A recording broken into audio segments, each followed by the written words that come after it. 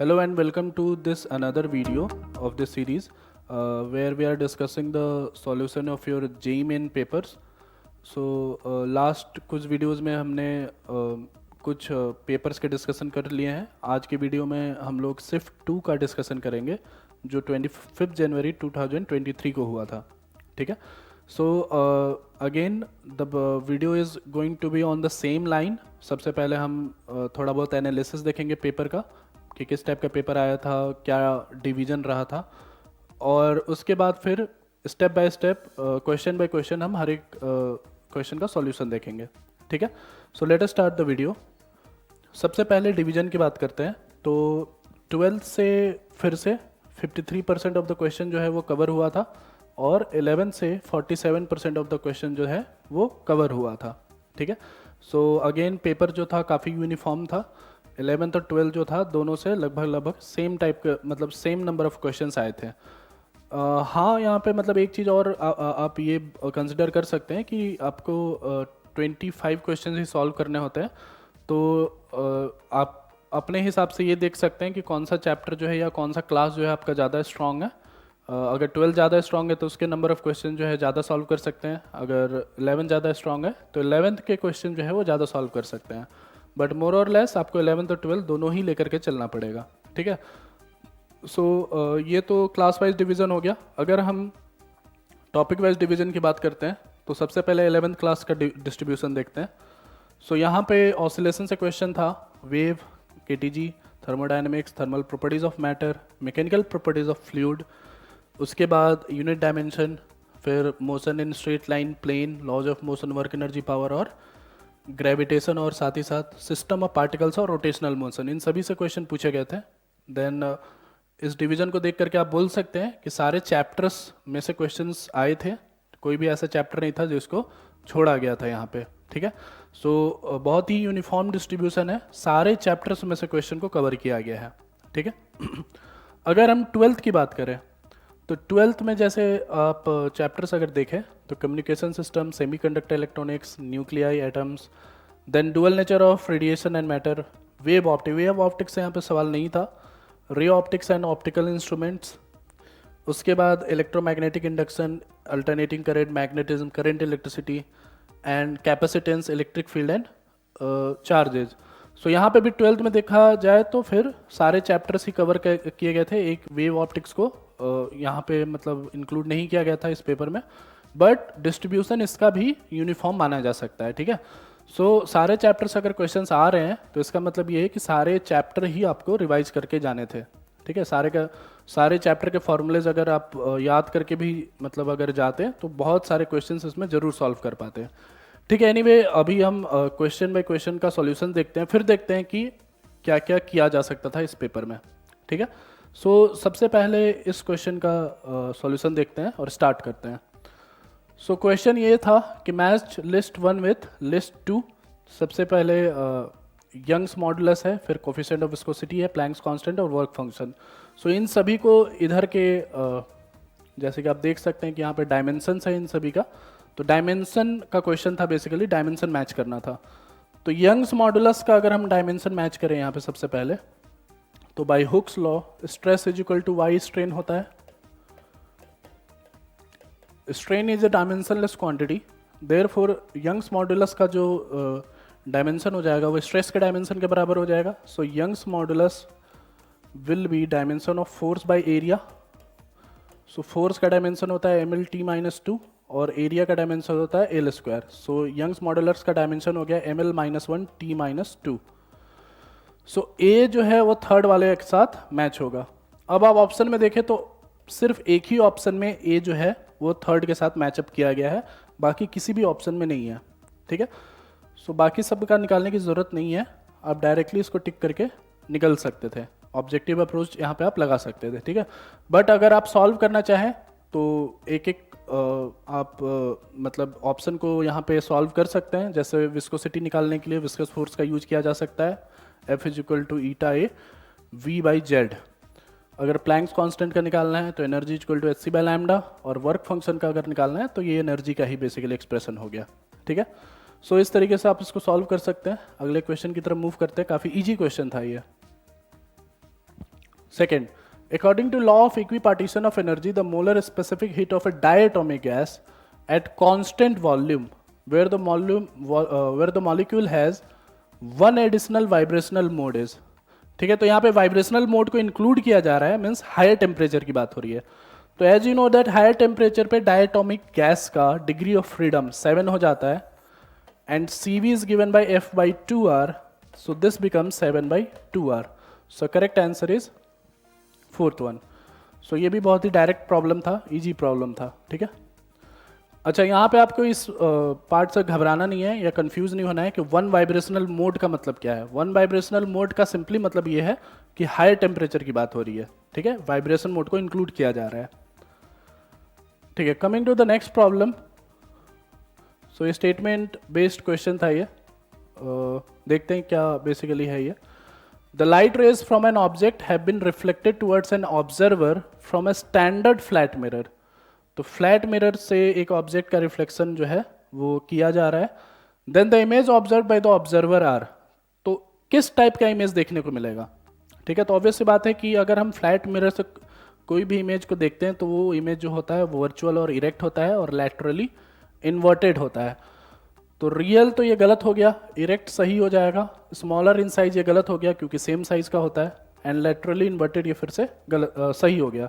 Then correct answer will be B and D only. तो बहुत ही straight forward question था ये, और इजी साइड में इसको भी रखा जा सकता है. अगले प्रॉब्लम की तरफ मूव करते हैं. For a moving coil galvanometer, the deflection in the coil is 0.05 radian when the current of 10 milliampere is passed through it. If the torsional constant of suspension wire is 4 × 10⁻⁵ Newton meter per radian, then the magnetic field is 0.01 Tesla and the number of turns in the coil is 200. The area of each turn is. तो basically एक moving coil galvanometer को एक magnetic field में रखा जा रहा है और एरिया की वैल्यू पूछी जा रही है. So as you know that torque on moving coil galvanometer is NIAB, which is also given by C theta, where C is torsional constant. ठीक है, सो यहाँ पे N की वैल्यू दी हुई है, I की वैल्यू दी हुई है, B की वैल्यू दी हुई है, C एंड थीटा की वैल्यू दी हुई है. Theta is in radiance, so A can be calculated. So A will be C theta by NIB. सारे वैल्यूज को इसमें पुट कर दो. सो पुट करने के बाद अपने को सेंटीमीटर स्क्वायर में एरिया चाहिए. So area comes out to be 10⁻⁻⁴ metre square. ठीक है, सो अगर इसको सेंटीमीटर में कन्वर्ट किया जाए तो सेंटीमीटर में ये 1 सेंटीमीटर स्क्वायर के बराबर हो जाएगा. ठीक है, तो ये भी डायरेक्ट प्रॉब्लम था, फॉर्मूला बेस्ड प्रॉब्लम था. ठीक है, अगले प्रॉब्लम की तरफ चलते हैं. The graph between two temperature scales. Temperature scale के ऊपर एक क्वेश्चन है. P and Q is shown in the figure. So this is the figure that is shown. P और Q के बीच में ये प्लॉट है, स्ट्रेट लाइन का प्लॉट है. ठीक है, now between upper fix point and lower fix point there are 150 equal divisions on scale P.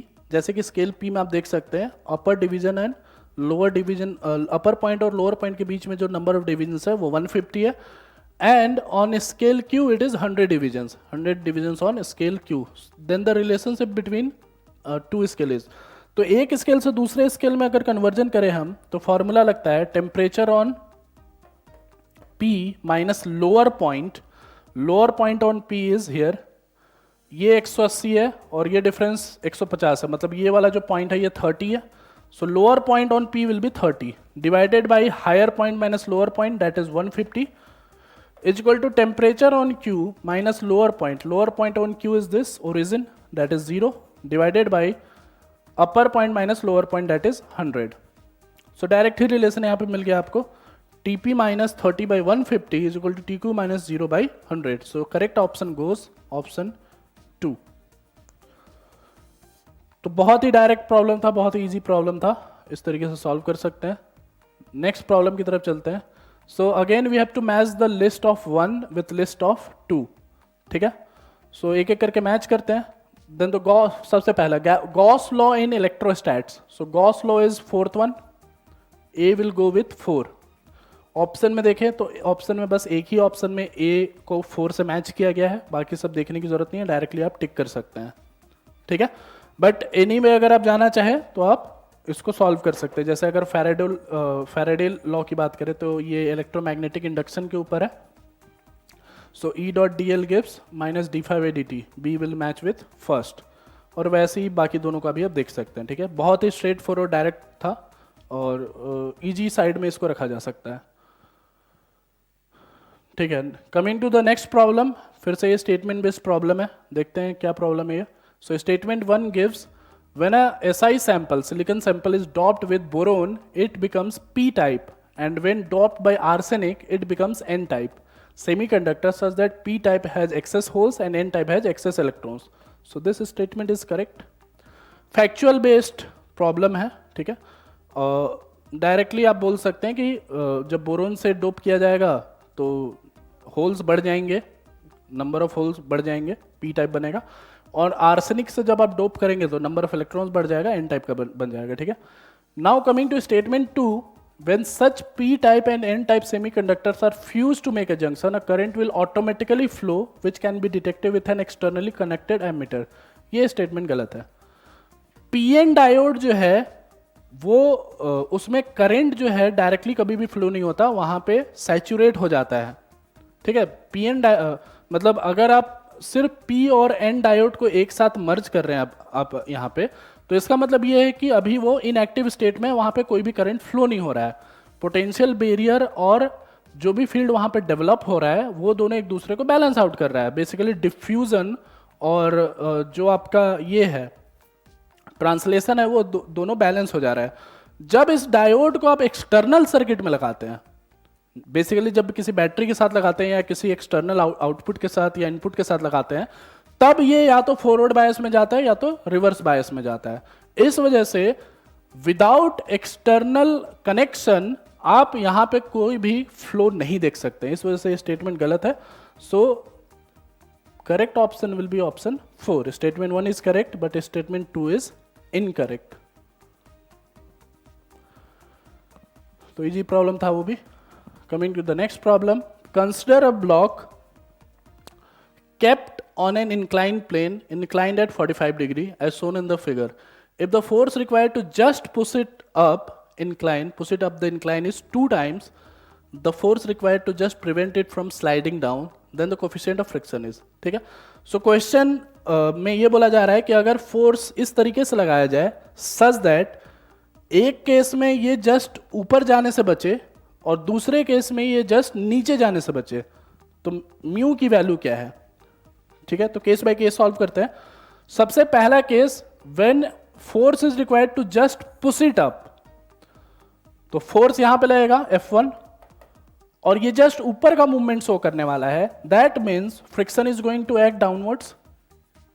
So we can say that F1 is friction plus mg sine theta. और just push up की बात की जा रही है, इसका मतलब friction can be given as mu N. Mu N is means mu M G cos theta. So F1 becomes mu M G cos theta plus M G sine theta. ये up condition है। Now when you discuss about the down condition, just ये downward movement show करने वाला है। इसका मतलब ये है कि फ्रिक्शन अब इस केस में लग जाएगा ऊपर और फोर्स तो अभी भी इधर के डायरेक्शन में ही होगा। अगर डाउनवर्ड मूवमेंट में ये बचाने वाला है तो फ्रिक्शन का डायरेक्शन उल्टा हो जाएगा। सो इस केस में F2 की वैल्यू आ जाएगी mg sine theta minus mu mg cos theta, क्योंकि जस्ट वाला कंडीशन लिया जा रहा है, so we can balance out the force. It is now given that F1 is 2 times of F2। So F1 और 2F2 को कंपेयर करते हैं। So F1 is 2 times of F2, that means mu mg cos theta plus mg sin theta is equal to 2 times mg sin theta minus mu mg cos theta। So यहां से देख सकते हो कि mg हर जगह से कट जाएगा, उसको काट दो। mg and mg ये यहां से कट गया।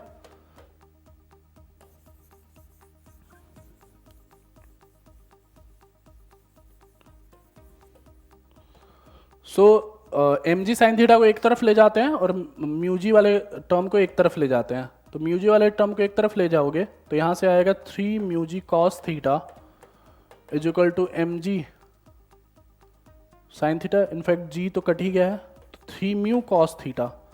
सो वी कैन से दैट यहां से 3 mu cos theta is equal to sine theta, ये एक्सप्रेशन आएगा. ठीक है, now since theta is 45 degree तो साइन थीटा और कॉस थीटा भी कट गया. दैट मीन्स म्यू की वैल्यू आ गई 1/3. 1/3 means mu is 0.33. So correct option will be option 1. तो अच्छा प्रॉब्लम था ये, इसको मॉडरेट साइड में रखा जा सकता है. ठीक है, यहाँ पे फ्रिक्शन का डायरेक्शन डिसाइड करना काफी क्रूशियल है. ठीक है, जब बॉडी जस्ट नीचे मूव करने वाली है तो फ्रिक्शन किधर लगेगा, और जस्ट बॉडी जो है जब ऊपर मूव करने वाली है तो फ्रिक्शन किधर होगा, ये दोनों का डायरेक्शन आपको पता होना चाहिए यहाँ पे. ठीक है, coming to the next problem. A point charge of 10 microcoulomb is placed at the origin. At what location on the x-axis should a point charge of 40 microcoulomb be placed so that the net electric field is 0 at x equals to 2 centimeter on the x-axis? तो question में देखो ये दिया गया है कि यहाँ पे ओरिजिन पे एक चार्ज है और जो चार्ज है वो है यहाँ पे 10 माइक्रोकूलम. अपने को x इक्वल टू 2 सेंटीमीटर पे इलेक्ट्रिक फील्ड को 0 करना है. So where should 40 microcoulomb charge be placed. तो मान लो कि 40 माइक्रोकूलम चार्ज को यहां पे प्लेस किया जा रहा है, ये डिस्टेंस कुछ a है, a डिस्टेंस पे प्लेस किया जा रहा है. ठीक है, सो a की वैल्यू निकालनी है. सो सिंस यहां पे इलेक्ट्रिक फील्ड की वैल्यू 0 के बराबर है तो इसकी वजह से जो इलेक्ट्रिक फील्ड होगी वो इधर होना चाहिए, इधर होगा. Basically this is positive charge. इसकी वजह से जो इलेक्ट्रिक फील्ड होगा वो इधर होगा and this should balance out each other, तभी नेट फील्ड 0 के बराबर होगा. So we can say that k into q divided by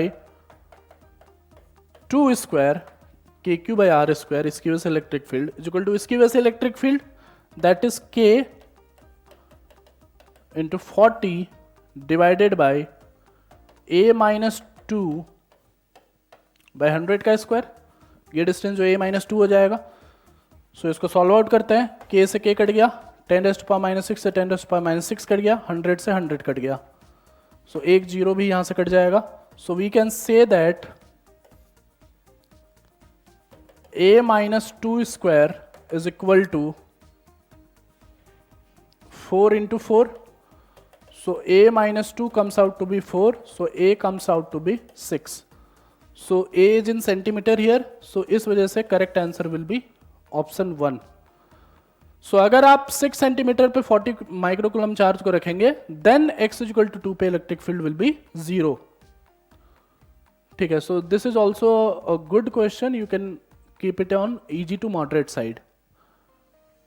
coming to the next problem, the energy levels of an atom is shown in the figure. So this is the figure.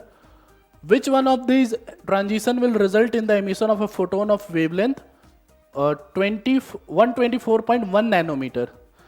तो यहाँ पे देख सकते हैं 4 transitions दिए गए हैं A B C D. इन चारों में से कौन सा ट्रांजिशन इस फोटोन को रिलीज करेगा. सो सबसे पहले इस फोटोन का एनर्जी कैलकुलेट कर लेते हैं. तो by Hc by lambda we can put Hc equal to 12400 in angstrom electron volt. So this will be 1241 in angstrom. 1 nanometre जो होता है 10 एंगस्ट्रॉम के बराबर होता है.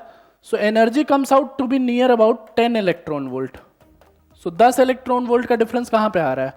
सो यहाँ पे तुम देख सकते हो कि 10 इलेक्ट्रॉन वोल्ट का जो एनर्जी का डिफरेंस आ रहा है वो D और D में ही आ रहा है, मीन्स 1 to 4 में आ रहा है. So correct answer will be option 4. So pretty much direct problem, easy side का प्रॉब्लम है. ठीक है, ठीक है. Coming to the next problem, a particle executes SHM between x is equal to minus a and x is equal to plus a if time taken by the particle to go from x is equal to 0 to a by 2 is 2 second. 0 से 0 basically हो जाएगा mean position क्योंकि minus ए से plus ए के बीच में SHM हो रहा है. सो 0 will be in exactly between these 2 extremes. So it will be a mean position. तो 0 से a by 2 जाने में इसको 2 सेकेंड लग रहा है. Then what is the time taken by the particle from a by 2 to a. So a by 2 से a का टाइम अपने को कैलकुलेट करना है. So we can solve this using the phasor method.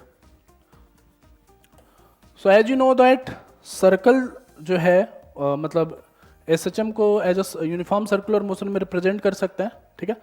सो अगर पार्टिकल 0 से a/2 जा रहा है, so if I take standard equation x equal to a sine omega t, या ओमेगा टी को भी मैं हटा देता हूं, फाई को ले लेता हूं, where phi is the complete phase angle. तो अगर x इक्वल टू 0 है then phi is equal to 0, then phi is equal to 0, and if x is equal to a/2 then phi comes out to be ये देखिए क्या हो जाएगा, a/2 रखेंगे तो sin phi will be half, means phi comes out to be pi/6। तो 0 angle से pi/6 angle जाने में इसको 2 सेकेंड लग रहा है। इसका मीन्स यूनिफॉर्म सर्कुलर मोशन में अगर ये pi/6 एंगल कवर कर रहा है, उसको करने में 2 सेकेंड लग रहा है। तो a/2 से a जाने में, नाउ व्हेन a/2 से a जाने में, तो phi की वैल्यू pi/6 है इनिशियली, और जब ये a पे पहुंच रहा है, तो a पे पहुंच रहा है तो phi की वैल्यू pi/2 हो रही है। मीन्स यहां पे डिफरेंस आ रहा है pi/3 का। pi/6 कवर करने में 2 सेकंड लग रहा है, तो pi/3 एंगल कवर करने में कितना टाइम लगेगा सर्कुलर मोशन में। तो यूनिफॉर्म सर्कुलर मोशन है तो इक्वल टाइम इंटरवल में इक्वल एंगल कवर करेगा। सो यूनिटरी मेथड से we can say that for pi/6 angle 2 second, then pi/3 angle it will take 2 by pi/6 into pi/3, so this comes out to be 12/3 मतलब 4 second. So correct answer will be option D, ठीक है। So using the help of this projection we can solve this problem easily. तो easy to moderate side में इसको रख सकते हो। This is a good question. Coming to the next problem, फिर से मैच करना था यहाँ पे कॉलम 1 को कॉलम 2 के साथ। सो सबसे पहले आइसोथर्मल प्रोसेस है। So as you know that isothermal process में टेम्परेचर कांस्टेंट रहता है। सो इन चारों में से option 2 will be correct. Since there is no change in temperature then there will be no change in internal energy. Internal energy का formula होता है F/2 nRT। So temperature constant means internal energy will also be constant. So A का option ए जो है वो 2 के साथ matchup होगा। तो एच पर ऑप्शन सी तो हट गया और डी भी हट जाएगा, क्योंकि ए जो है इन दोनों में 1 के साथ मैच किया हुआ है। So our answer is going to be out of one of these two, ठीक है। Now coming to the adiabatic process. तो एडियाबैटिक प्रोसेस में work done by the gas decreases internal energy. So this option is correct. dq is 0 in adiabatic, so du is equal to -dw। तो अगर work done होगा तो internal energy negatively change होना चाहिए। सो B is matching with 1, so that means okay, दोनों option में B को 1 के साथ ही मैच कर रखा है, ठीक है। So will have to go for the option C। So option C is isochoric process. Isochoric process में no work is done, so C will match with 4। So correct answer will be option 2 and isobaric will match with option 3, ठीक है। तो definition based problem था, easy side में इसको रख सकते हैं, ठीक है। अगेन मैच द कॉलम, ठीक है। फिर से फैक्चुअल बेस्ड या डेफिनेशन बेस्ड है, ठीक है। तो सबसे पहले ट्रोपोस्फेयर। तो ट्रोपोस्फेयर जो है सबसे पहला लेयर होता है। So troposphere will match with this one, option 3 सबसे नजदीक। So A will match with option 3। उसके बाद B, E part of stratosphere. तो E part of stratosphere will match with option 4। ये एनसीईआरटी में आपको ये डेटा मिल जाएगा। तो as you can see that A matching with 3, B matching with 4, ये सिर्फ ऑप्शन 1 में है। सो दिस इज करेक्ट, बाकी ये ऑप्शन जो है ये गलत हो जाएंगे। सी और डी जो है बाकी उसी हिसाब से मैच कर सकते हो, ये एनसीईआरटी के बुक में आपको मिल जाएगा, ठीक है। सो फैक्चुअल बेस्ड प्रॉब्लम है, मेमोरी बेस्ड प्रॉब्लम है, इजी साइड में रख सकते हो इसको। Now coming to the next problem. A body of mass m is taken from earth surface to the height h equal to twice the radius of earth re। So surface से ऐसे height पे ले जाया जा रहा है जो कि 2r हाइट पे है, ठीक है। Then the increase in potential energy will be, ठीक है। तो सबसे पहले यहाँ पे अर्थ है, ऑब्जेक्ट यहाँ पे है सरफेस पे, फिर यहाँ से सेंटर से वो डिस्टेंस जो होगा वो 3r हो रहा है, ऑब्जेक्ट यहाँ पे ले जाया जा रहा है, ठीक है। So initially the potential energy is -gmm/r, where m is the mass of the earth, small m is the mass of this object। तो इसको लिखा जा सकता है -mgr, r में मल्टीप्लाई डिवाइड करूं then gm/r² becomes acceleration due to gravity on earth surface, so this becomes -mgr। and u final becomes minus gmm by 3r, क्योंकि इन दोनों के बीच में डिस्टेंस 3r हो जा रहा है. So this can be written as minus mgr by 3. So change in potential energy जो है अब उसको निकाला जा सकता है. तो change in potential energy will be u final minus u initial. तो इन दोनों को माइनस करोगे तो ये आ जाएगा 2 mgr by 3. So correct answer will be option third. So pretty much straight forward question था. इसमें बता आपको यहाँ पे ये चीज ध्यान रखना था कि आप पोटेंशियल एनर्जी लिख कैसे रहे हैं. ठीक है, इसको सॉलिड स्फीयर मानते हुए आपको पोटेंशियल एनर्जी को लिखना होगा और फिर उसके बाद आप जी का यूज करके डिफरेंस निकाल सकते हैं. ठीक है, सो मॉडरेट साइड का problem. Now coming to this problem. A wire of length 1 meter moving with velocity 8 meter per second at right angles to a magnetic field of 2 Tesla. Then the magnitude of induced EMF. Pretty much a straightforward question. Induced EMF will be BLV. Right angle पे move हो रहा है, angle 90 degree है. So B is 2, L is 1 and V is 8. So this comes out to be 16 volt. So correct answer will be 16. ये भी NCERT illustration में आपको मिल जाएगा, वहाँ पे जरूर मिलेगा आपको ये प्रॉब्लम सॉल्व किया हुआ. तो you can say that this is also from NCERT. ठीक है, now coming to the next problem. So again that problem was easy problem. So this problem पे आते हैं. The distance travel by the particle is related to time t as x is equal to 4t square. Then the velocity of the particle at t is equal to 5 seconds is. So x is given as 4t square. So velocity will be differentiation of x, that is dx by dt. So it comes out to be 8t.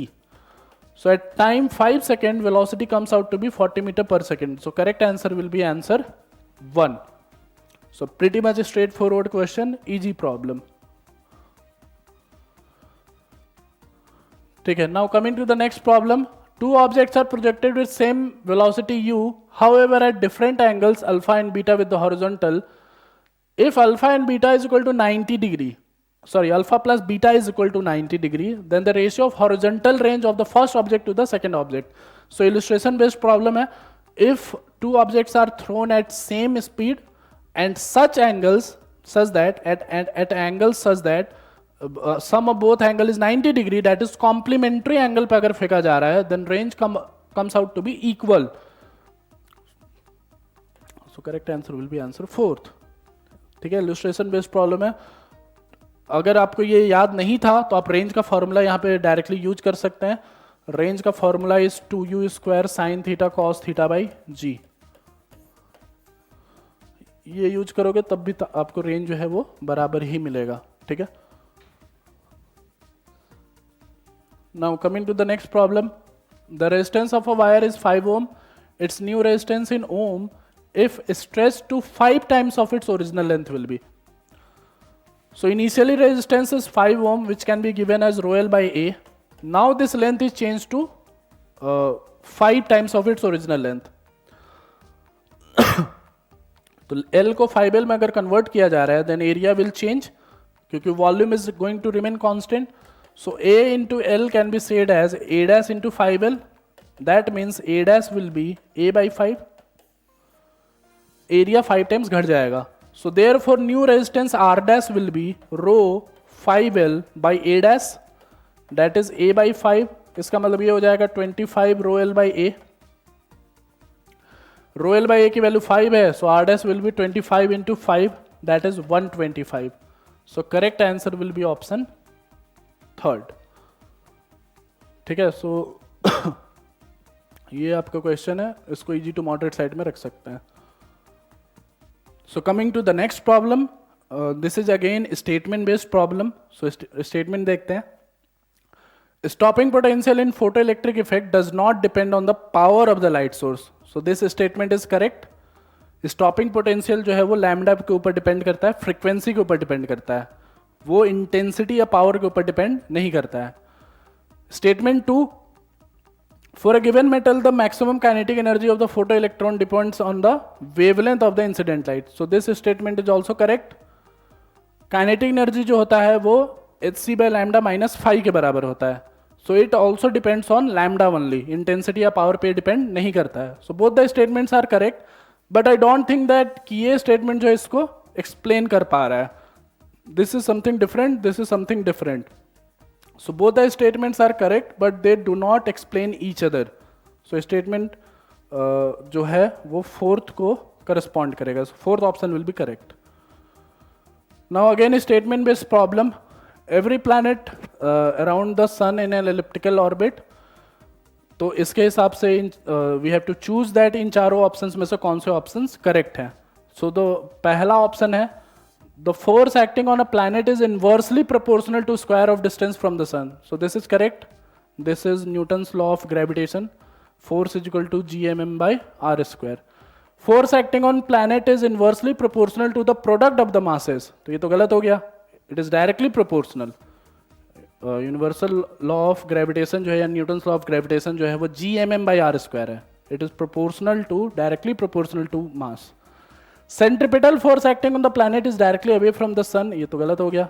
Centripetal force will be towards the sun, तभी तो planet उसके around घूम पाएगा. The square of the time period of revolution of planet around the sun is directly proportional to the cube of semi major axis of electrical orbit. तो ये statement correct है. Kepler's law के ऊपर based है ये. So statement 1 and 4th one is correct. बाकी दोनों statement गलत है. So correct answer will B first one. Easy problem again.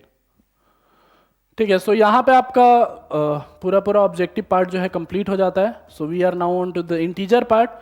So you know that 10 question यहाँ पे होते हैं आपके पास, जिसमें से 5 क्वेश्चन आपको पिक करने होते हैं. So you can pick any of the 5 question depending on your knowledge, depending on what you remember और एनीथिंग. बट वो 5 क्वेश्चन आपको चूज करने हैं जो आप मैक्सिमम से मैक्सिमम सही कर सकें. So let us start this part. सबसे पहला क्वेश्चन देखते हैं इस इंटीजर टाइप में. A capacitor has capacitance 5 microfarad when it's parallel plates are separated by air medium of thickness D. A slab of material of dielectric constant 1.5 having area equal to that of plates but thickness D by 2 is inserted between the plates. So capacitance of the capacitor in the presence of the slab will be. ठीक है.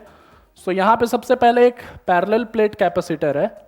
इसका capacitance जो है वो A epsilon not by D के बराबर है, जिसकी वैल्यू है 5 माइक्रोफैरेड के बराबर. ये दिया हुआ है. Now the question also reads that कि इसमें एक स्लैब को डाला जा रहा है, बेसिकली एक डाइलेक्ट्रिक स्लैब को डाला जा रहा है, जिसका विड्थ है D/2 और जिसका डाइलेक्ट्रिक कांस्टेंट जो है वो दे रखा है 1.5 के बराबर. So what is the capacitance of this system? So you can solve it by telling that अगर इस सेगमेंट का कैपेसिटेंस C1 है और इस सेगमेंट का कैपेसिटेंस C2 है, then C1 and C2 are in series. So 1/C equivalent is equal to 1/C1 plus 1/C2 यहाँ पे लगाया जा सकता है for series capacitors. So C1 की वैल्यू आ जाएगी D/2 into K A epsilon not और C2 की वैल्यू आ जाएगी D/2 into A epsilon not. So D/A epsilon not को मैं बाहर ले लेता हूँ. सो ब्रैकेट में बच जाएगा 1/3 plus 1/2. Therefore, C equivalent comes out to be A epsilon naught by D into 6/5. So ये हो जाएगा 5 into 6/5 microfarad. So it comes out to be 6. So correct answer of this question will be 6 microfarad. ठीक है. तो decent problem था, इसको moderate side में रख सकते हैं आप. Let's move to the next problem. So अगला problem. This is based on Doppler's effect. So problem देखते हैं. A train blowing a whistle of frequency 320 Hz approaches an observer standing on the platform at a speed of 66 meter per second. Observer is on platform and train, which is the source, वो उसकी तरफ आ रहा है. ठीक है. 66 meter per second से. Then the frequency observed by the observer will be. So frequency of observer can be given as v minus velocity of observer, that is 0, by v minus velocity of train. Since train जो है observer की तरफ move हो रहा है, so frequency of observation should increase. तो यहाँ पे इस वजह से मैं माइनस लूंगा into original frequency. अच्छा, यहाँ पे जो v है, v is the speed of the sound, जिससे कि वो ट्रेवल कर रहा है. So this comes out to be 330 by 330 minus 66 into original frequency, that is 320. सो इसको सॉल्व करोगे तो सॉल्व करने के बाद ये आता है 400 के बराबर. सो correct answer is 400 hertz.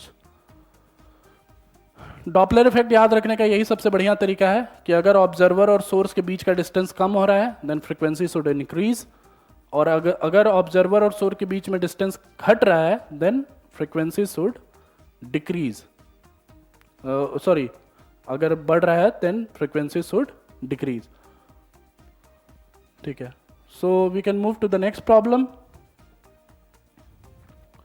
An object is placed on the principal axis of convex lens of focal length 10 cm as shown। तो यहाँ पे एक कॉन्वेक्स लेंस है और ऑब्जेक्ट जो है इसके लेफ्ट साइड में रखा गया है। Now a plane mirror is placed on the other side of the lens at a distance of 20 centimetre. So इससे 20 सेंटीमीटर डिस्टेंस पे एक प्लेन मिरर को यहाँ पे प्लेस किया गया है। The image produced by the plane mirror is 5 centimetre inside the mirror. So final image जो है वो प्लेन मिरर 5 सेंटीमीटर इधर की तरफ बना रहा है। So this distance is 5 centimetre. So the distance of the object from the lens, so ये डिस्टेंस अपने को कैलकुलेट करना है। So let us calculate. So since final image जो है प्लेन मिरर यहां पे बना रहा है, then for this image to happen इसका ऑब्जेक्ट जो होगा इससे बाहर होना चाहिए, मीन्स यहां से 5 सेंटीमीटर होना चाहिए।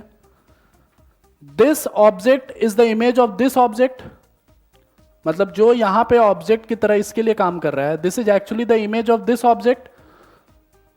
सो this distance is 15 centimetre. So now we can calculate this distance by lens formula. So 1/v minus 1/u is equal to 1/f अगर लगाएं हम तो ये हो जाएगा 1/15 minus 1/u is equal to 1/10। Focal length is 10 centimetre. So u यहां से आ जाएगा -30 सेंटीमीटर के बराबर। सो माइनस साइन ये सजेस्ट करता है कि object should be towards the left of the lens, और वो होना भी चाहिए। सो करेक्ट आंसर विल बी 30। सो ये मॉडरेट से डिफिकल्ट साइड में प्रॉब्लम रखा जा सकता है क्योंकि इसमें थोड़ा सा पहले आपको एनालाइज करना था कि फाइनल इमेज कहाँ बन रहा है, उससे क्या हम इंफॉर्मेशन निकाल सकते हैं। ठीक है, सो गुड क्वेश्चन। अगले क्वेश्चन पे चलते हैं। 2 long parallel wires carrying currents 8 ampere and 15 ampere in opposite directions are placed at a distance of 7 centimeter from each other। ठीक है, now a point P is at equidistance from both the wires such that the lines joining the point P to the wires are perpendicular to each other, then the magnitude of magnetic field at P is। तो सबसे पहले इसका diagram draw करते हैं।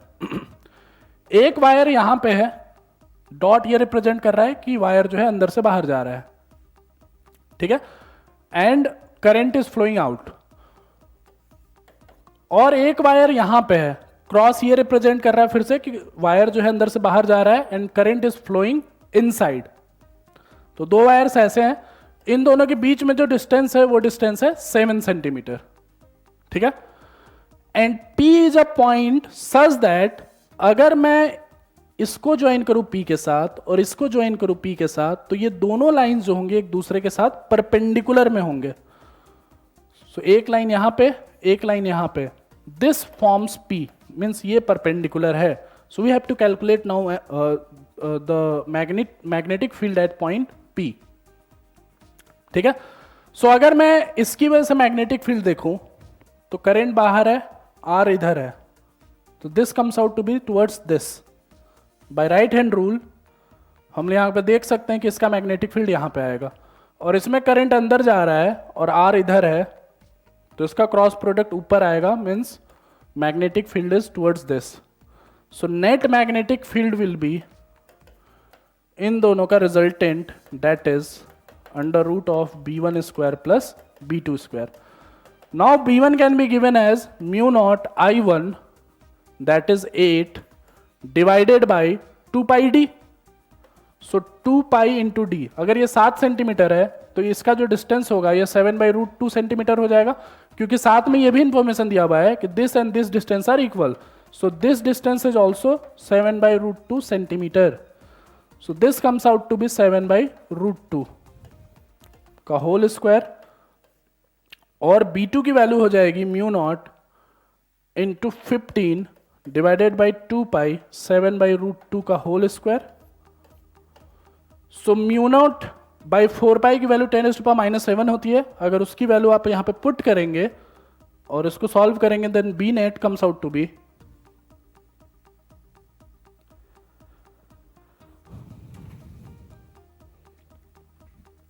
68 into 10 raised to power minus 6 tesla. So correct answer is 68. So बहुत ही अच्छा problem था ये. अगेन मॉडरेट से डिफिकल्ट साइड में इसको रखा जा सकता है. पहले ज्योमेट्री इसमें बनाना था आपको, उसको थोड़ा सा एनालाइज करना था, and then you have to find the resultant value. Next, coming to this problem. A spherical drop of liquid splits into 1000 identical spherical drops. If Ui is the surface energy of the original drop, and UF is the total surface energy of the resulting drops, then UF and UF by UI is 10 by x. Find the value of x. So यहाँ पे एक बहुत बड़ा drop है, big drop है, और इससे बहुत सारे छोटे ड्रॉप्स बन रहे हैं.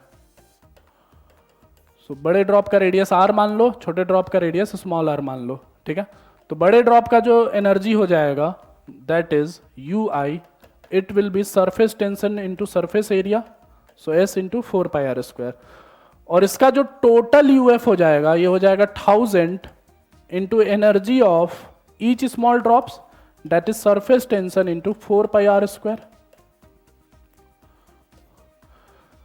अब R की वैल्यू कैपिटल R के टर्म्स में लाया जा सकता है by volume conservation. So by volume conservation we can say that 4/3 pi r cube is equal to 1000 into 4/3 pi small r cube. So capital R comes out to be 10R. So U final will B 1000 into S into 4 pi r square divided by 100. सो ये दोनों zero cut गया. So this comes out to be 10s 4 pi r square. So UF and UI will be ratio जो होगा UF और UI का, this out comes out to be 10. Hence x की value जो है वो 1 के बराबर हो जाएगा. So ये भी काफ़ी अच्छा प्रॉब्लम था, डिसेंट प्रॉब्लम था. मॉडरेट साइड में इसको भी आप रख सकते हैं. Coming to the next problem. A body of mass 1 kg collides head-on elastically with a stationary body of mass 3 kg. ठीक है. After collision, the smaller body reverses its direction of motion and moves with a speed of 2 meter per second. So what is the initial speed of smaller body? So question में देखो ये बोला जा रहा है कि यहाँ पे एक बॉडी है 1 kg का और यहाँ पे एक और बॉडी है 3 kg का. It is colliding with some speed head-on और elastically, और ये रेस्ट पे है. आफ्टर कोलिजन 1 kg का जो ब्लॉक है उसका डायरेक्शन रिवर्स हो जाता है और वो मूव करने लग जाता है 2 मीटर पर सेकेंड से. So we have to find out that what is the initial speed of this smaller block. तो मैं मान लेता हूं कि ये जो 3 kg ब्लॉक है या बॉल है, इसकी फाइनल वेलोसिटी उधर की तरफ हो जा रही है v. ठीक है. So anyway we have to calculate u only. ठीक है, फिर भी मैं v को यहां पे मान ले रहा हूं. ठीक है. So now to calculate we can use सबसे पहले momentum conservation for this system. इस सिस्टम पे बाहर से कोई भी फोर्स नहीं लग रहा है, there is no external force, therefore momentum will be conserved. So इस डायरेक्शन को मैं पॉजिटिव एक्स डायरेक्शन मान ले रहा हूं और ये डायरेक्शन जो होगा negative X direction. So initial momentum is equal to 1 into u and final momentum is equal to -2 + 3v. ये मोमेंटम कंजर्व हो गया. दूसरा इक्वेशन हम लोग यहां पे लगा सकते हैं E का इक्वेशन, कोएफिशिएंट ऑफ रेस्टिट्यूशन का equation. E is 1, that will be equal to velocity of separation by velocity of approach. So this comes out to be u is equal to v plus 2. So u निकालना है, so v की value उठा के मैं यहां पे डालता हूं. So therefore u will be -2 plus 3 times u minus 2. So this comes out to be 2u is equal to 8 और u comes out to be 4 meter per second. So initial speed is 4 meter per second. So ये भी काफी अच्छा problem था, moderate side में इसको भी आप रख सकते हैं. ठीक है. Coming to the next problem. A nucleus disintegrates into 2 smaller parts which have their velocities in the ratio 3:2. एक न्यूक्लियस जो है वो 2 न्यूक्लियस में डिसइंटीग्रेट हो रहा है such that their velocities are in the ratio 3:2. Then the ratio of the nuclear sizes will be x/3 raised to power 1/3. Then find the value of x. So nuclear size का ratio अपने को पता करना है. So now since एक nucleus 2 smaller parts में disintegrate हो रहे हैं, so we can conserve the momentum. Initially nucleus को रेस्ट पे माना जा सकता है. So इसका मास m1 मान लो जो कि वेलोसिटी v1 से जा रहा है, और दूसरे वाले का मास m2 से मान लो जो कि वेलोसिटी v2 से जा रहा होगा. एक इधर जा रहा है तो दूसरा उधर ही जा रहा होगा. सो m1v1 will be equal to m2v2. ठीक है. So we can say that m1 by m2 is equal to v2 by v1, और v2 बाई v1 दिया हुआ है 3:2. सो m1 बाई m2 की वैल्यू निकल गई. Now we have to find out ratio of nuclear sizes. तो न्यूक्लियर साइज का रेशियो निकालने के लिए हम लोग यहाँ पे न्यूक्लियर डेंसिटी का यूज कर सकते हैं. As you know that nuclear density remains constant throughout. So density of 1 is equal to density of 2. So mass of 1 by volume of 1, that is 4 by 3 pi r1 cube is equal to mass of 2 by volume of 2, that is 4 by 3 pi r2 cube. So इस वजह से हम लोग ये बोल सकते हैं कि r2 by r1 cube comes out to be m2 by m1, और r2 by r1 comes out to be 2 by 3 raised to power 1 by 3. So correct answer will be 2. तो ये बहुत ही अच्छा प्रॉब्लम था. ये भी अगेन मोमेंटम कंजर्वेशन और nuclear density दोनों का इन्फॉर्मेशन यहाँ पे यूज करना था. Again it will be on moderate side. ठीक है. Coming to this problem, 2 cells are connected between points A and B. So this is the diagram as shown in the figure. यहाँ पे A और B के बीच में ये 2 cell को connect किया गया है. Cell 1 has EMF 12 volt and internal resistance of 3 ohm. Cell 2 has EMF of 6 volt and internal resistance of 6 ohm. An external resistor R is of 4 ohm is connected across A and B. The node is the current flowing through R. So यहाँ पे एक external resistor R को connect किया जा रहा है जिसकी value जो है वो 4 ohm के बराबर है. So you have to find out कि इसका जो करंट है इसमें कितना है. To find out the current हम इन दोनों सेल का इक्विवेलेंट निकाल सकते हैं. So E equivalent will be equal to E1 by R1, that is 12 by 3 plus E2 by R2, that is -6 by 6. यहाँ पे माइनस साइन लेने का सिर्फ ये पर्पस है क्योंकि दोनों का टर्मिनल जो है अपोजिट है. ये इधर की तरफ है और ये अपोजिट है. That's why this is negative. So E1 by R1 plus E2 by R2 by 1 by R1 plus 1 by R2. So this is 1 by 3 plus 1 by 6. So E equivalent comes out to be 6 volt और इसका R equivalent जो होगा वो 2 ohm के बराबर होगा. सो इस battery का R इक्विवेलेंट और E इक्विवेलेंट दोनों निकाला जा सकता है. Now for current in this, I can be given as total voltage 6 by total resistance 2 plus 4, that is 1. So current through resistor R will be 1 ampere. इस तरीके से सॉल्व कर सकते हो प्रॉब्लम को. ये भी काफ़ी अच्छा प्रॉब्लम था. Moderate side problem. Coming to the next problem, a series LCR circuit is connected to an AC source of 220 volt 50 hertz. The circuit contains a resistor, inductor of inductance 70 ohm, capacitor of capacitive reactance 130 ohm. Then the power factor of the circuit is, so as you know that power factor is given by R by mod Z. So this comes out to be 80 by under root of 80 square plus 130 minus 50 square. Capacitive reactance और inductive reactance एक दूसरे को oppose करता है या basically phasor diagram में opposite directions में होता है. सो दिस वजह से ये दोनों माइनस होगा. So it comes out to be 80 by under root of 80 square plus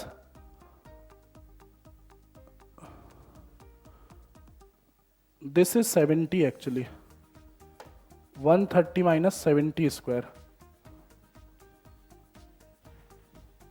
हाँ, so this will come out to be 60 square. So नीचे इस वजह से आ जाएगा आपका 100.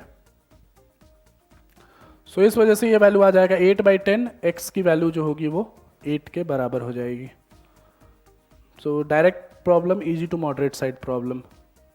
Coming to the last problem of this paper, if a solid sphere of mass 5 kg and disk of mass 4 kg have the same radius, then the ratio of moment of inertia of the disk about a tangent in its plane to the moment of inertia of the sphere about its tangent will be. तो यहाँ पे एक disc है, इसी के plane में tangent पर एक एक्सिस लिया जा रहा है. इसका मान लेते हैं मोमेंट ऑफ इनर्शिया I1 है. इसी तरीके से एक दूसरा स्फीयर है, उसका टेंजेंट के अबाउट मोमेंट ऑफ इनर्शिया मान लेते हैं I2 है. सो I1 is to I2 का रेशियो अपने को निकालना है. सो इसका मास जो है वो है 4 kg और इसका मास जो है ये है 5 kg और दोनों का रेडियस सेम है. सो I1 will be moment of inertia about centre of mass plus md square. So this will B mr square by 4 plus md square, that is r square. So this will be 5/4 mr², m की value 4 है, सो ये हो जाएगा 5r²। और यहाँ पे I2 की value फिर से पैरेलल एक्सिस थ्योरम लगा सकते हैं, I about centre of mass plus md², so this comes out to be 2/5 mr² plus mr²। सो यहाँ पे आ जाएगा 7/5 mr² के बराबर, यहाँ पे m की वैल्यू 5 है, so this comes out to be 7²। So इन दोनों का रेशियो हो जाएगा 5/7, so x will be equal to 5। So this is also good problem, moderate side problem. ठीक है, सो यहाँ पे इस पेपर का डिस्कशन कंप्लीट होता है। As you can see that objective question जो थे वो प्रीटी मच डायरेक्ट थे, इजी थे, डायरेक्ट या तो मेमोरी बेस्ड प्रॉब्लम्स थे, एनसीईआरटी से पिक किए गए थे, या तो फिर जो भी न्यूमेरिकल बेस्ड प्रॉब्लम्स थे वो भी डायरेक्टली ही थे। ठीक है, बहुत ज़्यादा डिफिकल्ट नहीं थे। और जो न्यूमेरिकल जो थे, जो इंटीजर्स में थे, वो सारे के सारे मॉडरेट साइड में थे। ठीक है, तो आपको बहुत ही अच्छे तरीके से यहाँ पे पिक करना था कोई भी 5 प्रॉब्लम। जो भी चैप्टर में आप कंफर्टेबल थे उन चैप्टर में से क्वेश्चन को आपको पिक करना था। ठीक है, क्योंकि सारे के सारे क्वेश्चन ही मॉडरेट साइड में थे। ठीक है, so will meet in the next video, और वहाँ पे देखेंगे फिर दूसरे पेपर का सॉल्यूशन। ठीक है, टिल देन थैंक यू।